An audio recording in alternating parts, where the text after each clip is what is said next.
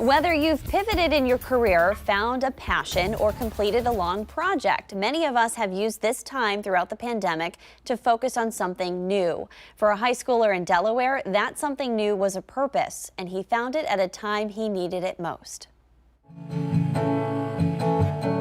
Purpose doesn't come to you, you have to find it. Jacob Stewart found his purpose with 6 strings and 8 wings. Pretty much perfect timing. 4 little ducks. I named them Pluto, Puddle, Milo, and Daisy. Making a splash. Before summer break, Stewart found a nest of eggs in his yard. The mother duck was killed, and he isn't sure how. But he knew that he wanted to care for the eggs, and he did. I saw those eggs, and it was like almost a calling. He borrowed a neighbor's incubator, and eventually 4 of the 8 hatched. They're very high maintenance. A great sense of responsibility For sure. came at a time Stewart was feeling isolated after a school year of learning from home. I was going through a rough patch. I think taking care of an animal or taking care of anything, having any sort of purpose, pushes you out of that. After weeks of meeting all their needs,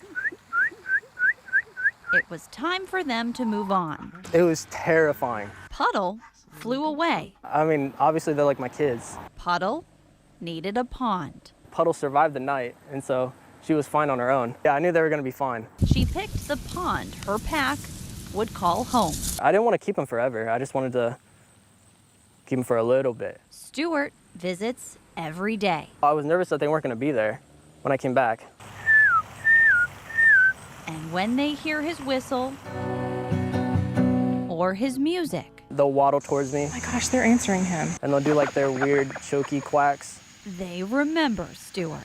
An undescribable feeling, for sure.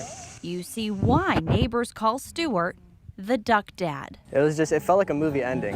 and the beginning of a new purpose.